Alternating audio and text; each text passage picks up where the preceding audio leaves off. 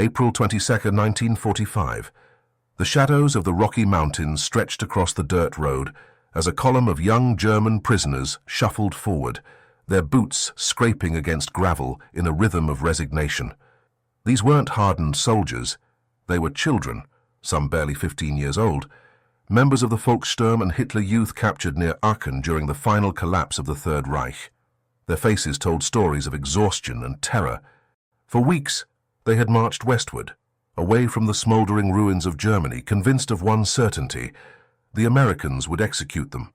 This belief wasn't paranoia, it was doctrine, drilled into them since childhood through relentless Nazi propaganda that painted the Allies as barbaric executioners who showed no mercy. Among them was a boy named Klaus, 16 years old, who had been handed a rifle only months earlier and told he was defending the fatherland. He remembered his mother's face as he left their village, her eyes hollow with the knowledge that she might never see him again. Now, as he trudged through American-controlled territory, Klaus replayed that final embrace, certain it would be his last memory of home. The young prisoners whispered among themselves, their voices barely audible above the sound of American military vehicles rumbling in the distance. They shared fragments of rumors, stories of mass graves, of firing squads, of prisoners forced to dig their own burial pits. One boy claimed his older brother had been shot immediately upon capture. Another spoke of torture chambers, fear wrapped around them like a second uniform, heavier than the tattered remnants of their Hitler Youth jackets. The propaganda had done its work thoroughly. For years, these children had been told that Americans were monsters, that defeat meant annihilation, that surrender guaranteed death. Joseph Goebbels' voice still echoed in their minds, promising that the Reich's enemies would show no humanity to German soldiers. Everything they had been taught, every lesson absorbed in their youth, confirmed their fate. As they approached what appeared to be a processing area, the tension became unbearable. Some boys began to pray silently, others simply stared ahead with vacant eyes, having already accepted their imminent deaths. Klaus noticed his hands trembling and clenched them into fists, determined not to show weakness in his final moments. The American guards flanking their column remained expressionless, their rifles held casually but ready. To the young Germans, this calm demeanor seemed even more terrifying. The professional indifference of executioners going about their routine work. Every command shouted in English sounded like a death sentence they couldn't understand. They passed rows of other prisoners, German soldiers who had surrendered earlier, sitting in organized groups. Were they waiting for their turn? Klaus wondered. The boy beside him began to weep quietly, and no one had the strength to comfort him. They had all cried their tears during the long march. As the column slowed near a cluster of military tents, the smell of something unfamiliar drifted through the air. It wasn't gunpowder. It wasn't the acrid smoke of destruction they had grown accustomed to. It was something else entirely, something that made no sense in this moment of anticipated execution, the scent of cooking meat. Klaus's empty stomach clenched painfully, a cruel reminder of the weeks of near starvation they had endured. Why would their executioners be cooking?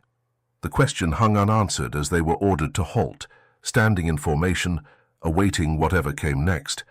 The aroma grew stronger, impossible to ignore. It cut through the fear like a knife through fabric, confusing every instinct these young prisoners had honed for survival. Klaus exchanged glances with the boy next to him, a thin, pale youth named Heinrich, who hadn't spoken in days. Both their stomachs growled audibly, betraying their bodies' desperate need, despite their minds' conviction that death was imminent. An American sergeant approached, his boots striking the ground with measured authority. The boys stiffened, expecting orders to march toward their execution. Instead, he gestured toward a large tent structure ahead, barking commands in English that none of them understood. The guards motioned for them to move forward, and the column shuffled ahead, each step feeling like a walk toward oblivion. But something was wrong with this execution. As they rounded the corner of the tent, the scene before them shattered every expectation they had carried across enemy lines. Long tables stretched out in rows, covered with metal trays. American soldiers moved between them, not with weapons drawn, but carrying plates. The sizzle of beef on griddles filled the air, accompanied by the clatter of utensils and the low murmur of conversation. This wasn't a firing squad. This was a mess hall. Klaus stood frozen, his mind unable to reconcile what his eyes were seeing. Around him, other boys stopped in their tracks, creating a bottleneck of confusion. The guards had to physically guide them forward, their gentle pushes more bewildering than any shouted order could have been. "Move along, boys," one American soldier said in broken German, his tone almost kind. The prisoners were directed to form a line. Still convinced this must be some elaborate cruel joke, perhaps a final meal before execution, like condemned criminals received, they complied mechanically. Klaus watched as the boy at the front of the line received a metal tray, then moved down what appeared to be a serving line. American soldiers spooned food onto the trays. Real food, hot food, beef, potatoes, vegetables that Klaus hadn't seen in months. The boy receiving the first portion looked back at the others with an expression of complete disbelief, as if he had crossed into some alternate reality. When Klaus reached the front, an American cook, a large man with a weathered face and kind eyes, placed a generous portion of meat on his tray. Klaus stared at it, then at the soldier, searching for mockery or malice in his expression. He found neither. "Eat up, kid," the cook said in English, gesturing toward the food with a smile. But it was what came next that truly shattered their understanding of everything they thought they knew about their captors. At the end of the serving line, another American soldier stood beside a large metal container, steam rising from within. He held an ice cream scoop in his hand, and as each German prisoner passed, he placed a generous scoop of vanilla ice cream into a small bowl and handed it to them. Ice cream. In the midst of war, while their country burned, while they had expected bullets, ice cream. Heinrich received his portion and stood motionless, staring at the cold dessert melting slowly in the bowl. A single tear rolled down his cheek, cutting a clean path through the dirt on his face. He had been prepared to die with dignity. He had not been prepared for this. Klaus held the bowl in trembling hands, the cold seeping through the metal into his palms. He had felt cold before, the bitter cold of winter trenches, the cold of fear, the cold of hunger. But this cold was different. This cold came with sweetness, with impossible kindness in a world that had taught him only cruelty. Around him, the young prisoners stood in various states of shock. Some had already begun eating their meals mechanically, shoveling food into their mouths with the desperation of the starving, tears streaming down their faces as they chewed. Others simply stared at their trays, unable to process what was happening. A boy named Werner, barely 14, took his first tentative bite of ice cream. His eyes widened, and he made a sound, something between a sob and a laugh. He had never tasted ice cream before. His entire childhood had been consumed by war, by rationing, by the Hitler Youth training that had stolen his innocence. This simple frozen dessert was a revelation, a glimpse into a world he didn't know existed. The American soldiers watched quietly, some with gentle smiles, others with expressions that betrayed their own emotional response to the scene. These weren't the monsters the boys had been taught to fear. They were men who understood that the children before them were victims too, victims of a regime that had devoured its own youth in its final, desperate hours. Klaus finally brought a spoonful of ice cream to his lips. The taste exploded across his tongue, sweet, cold, creamy. For months, he had eaten moldy bread, watery soup, whatever scraps could be scavenged from abandoned buildings. His body had forgotten what pleasure tasted like.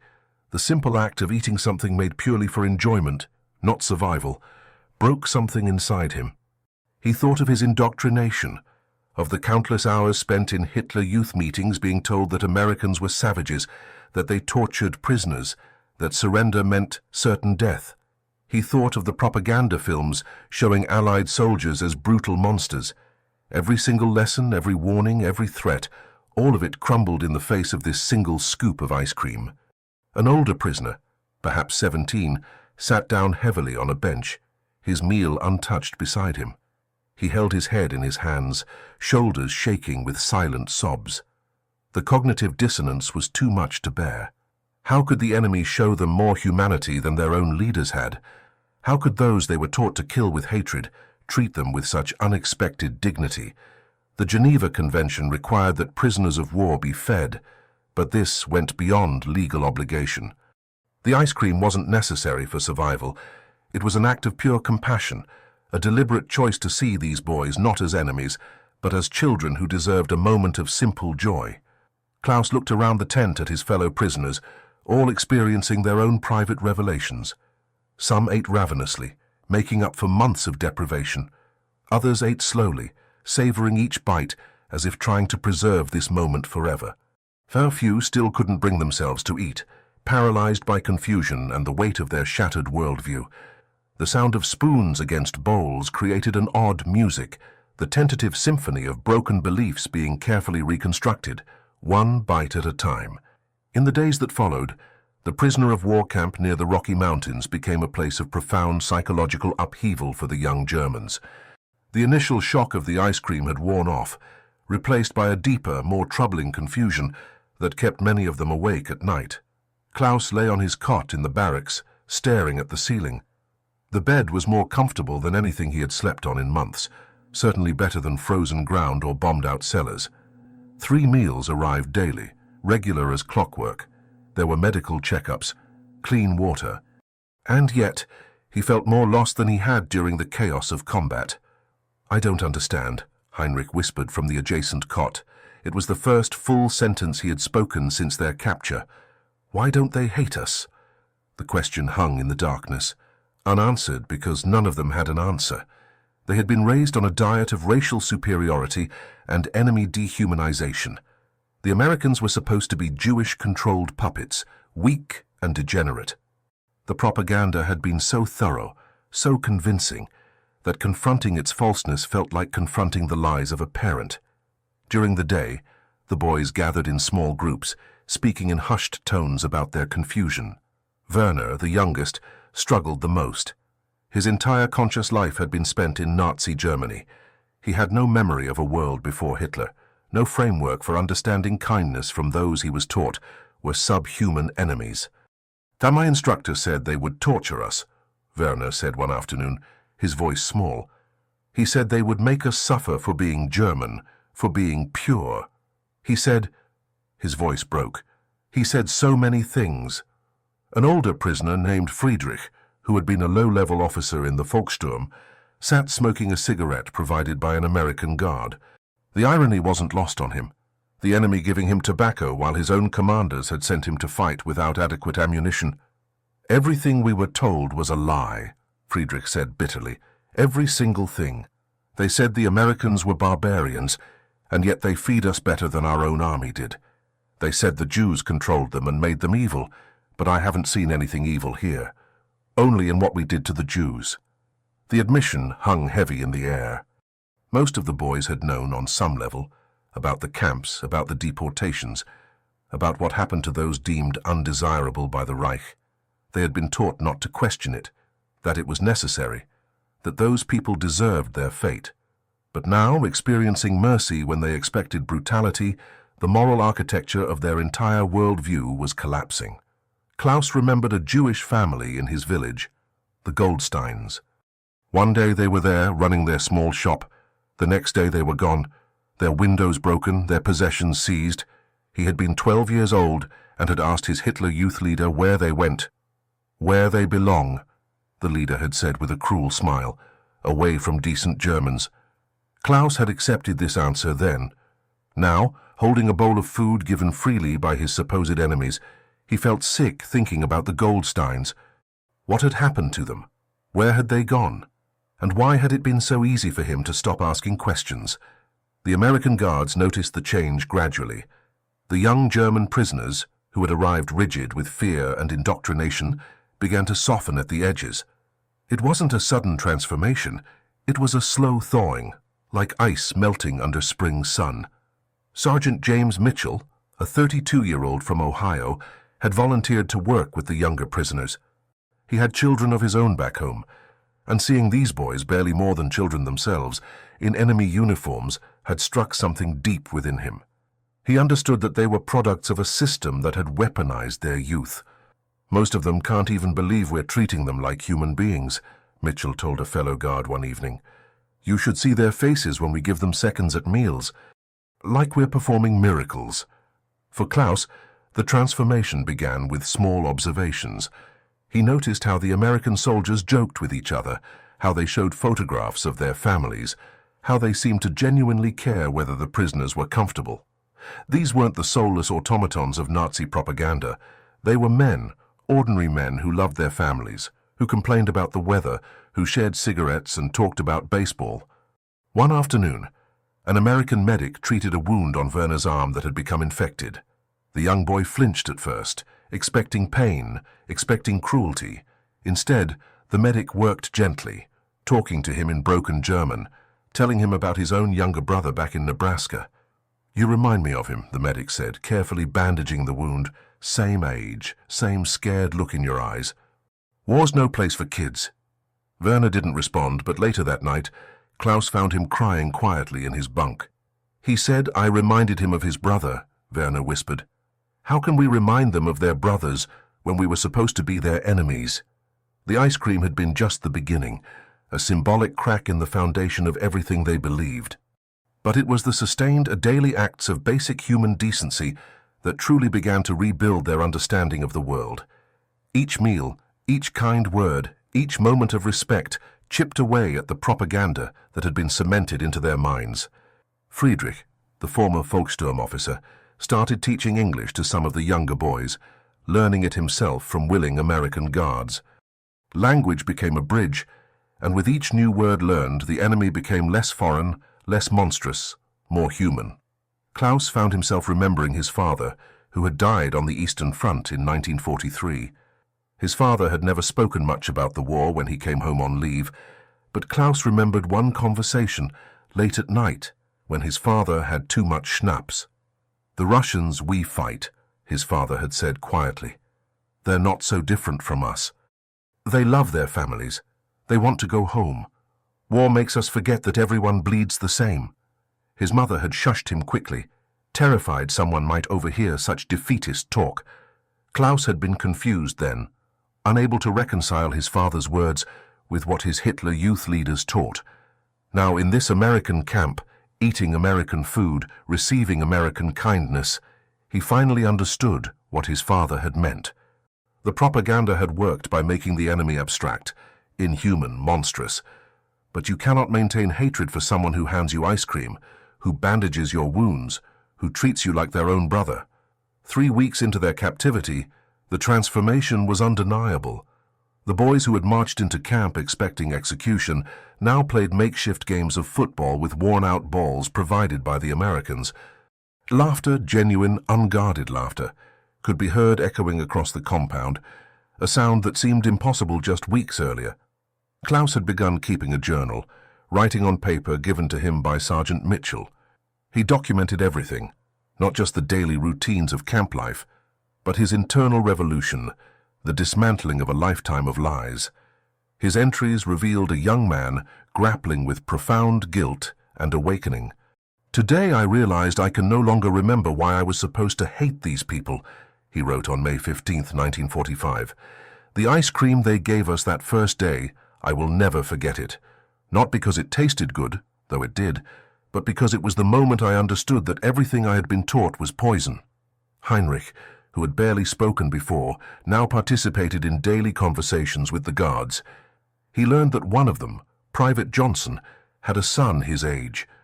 Johnson showed him photographs, a smiling boy in a baseball uniform, standing in front of a White House with a porch.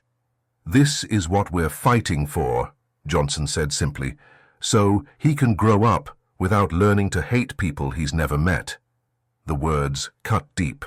Heinrich realized that while Johnson fought to protect his son's innocence, the Nazi regime had actively destroyed theirs, turning children into soldiers and filling their heads with hatred before they could think for themselves.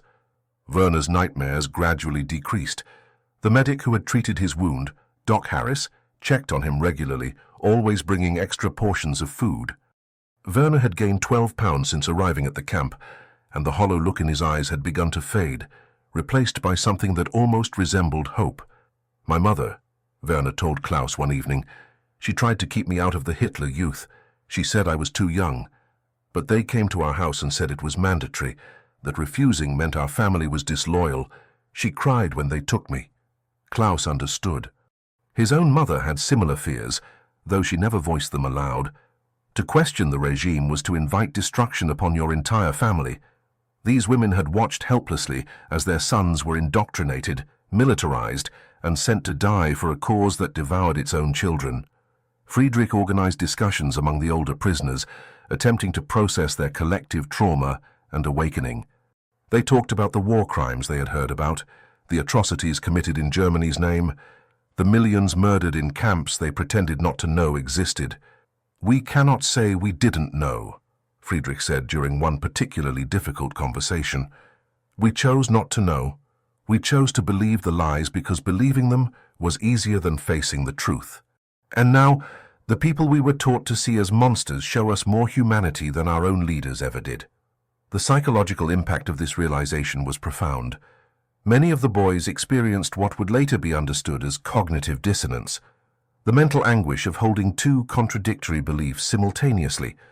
They had been convinced of German superiority and Allied barbarism, yet reality demonstrated the opposite. But something else emerged from this pain, the possibility of redemption. If they could be wrong about the Americans, if they could learn to see humanity in those they were taught to hate, then perhaps they could rebuild themselves into better men. The war in Europe ended on May 8, 1945, but for the young German prisoners in the Rocky Mountain camp, their personal war, the one fought within themselves, continued for months afterward. The news of Germany's surrender brought mixed emotions: relief that the killing had stopped, shame at what their nation had done, and uncertainty about what future awaited them. Klaus would carry the memory of that ice cream for the rest of his life. Decades later, as an old man living in a reunified Germany, he would tell his grandchildren about the day he expected to die and instead received kindness. He would explain how a simple frozen dessert had saved him, not his body but his soul. "That ice cream taught me something no book ever could," he would say, his eyes distant with memory. "It taught me that hatred is a choice, and so is compassion." The Americans chose compassion when they could have chosen revenge. That choice changed everything. Werner returned to Germany in 1946, finding his mother alive in the ruins of their village. She wept when she saw him, not just because he had survived, but because he had returned human. So many boys came back broken, hardened, unable to feel. But Werner could still cry, could still laugh, could still see goodness in the world. The American soldiers had given him that gift. Heinrich became a teacher after the war, dedicating his life to ensuring that future generations would never be indoctrinated the way he had been. He taught his students critical thinking, encouraged them to question authority, and always emphasized the dangers of dehumanizing others. On the wall of his classroom hung a simple quote he had written himself: "The enemy of my enemy is not always my friend, but he is always human." Friedrich spent years working in reconciliation efforts between Germany and the Allied nations. He spoke at schools and universities about his experiences, always emphasizing the moment of the ice cream, how it had shattered his indoctrination more effectively than any lecture or punishment could have. "They could have starved us, beaten us, treated us as we treated others," he would tell audiences. "Instead, they fed us. They gave us ice cream. Such a small thing, really. But small things done with great love can change the world." The legacy of that gesture rippled outward in ways the American soldiers could never have known. Each boy who experienced that unexpected mercy carried it forward, affecting their families, their communities, their nations. The ice cream became a symbol, not just of American generosity, but of the transformative power of choosing humanity over hatred.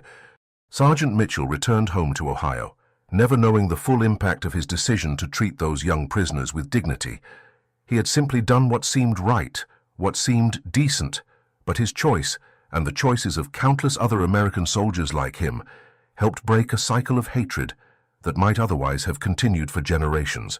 In the end, the ice cream proved more powerful than bullets, more transformative than any re-education program.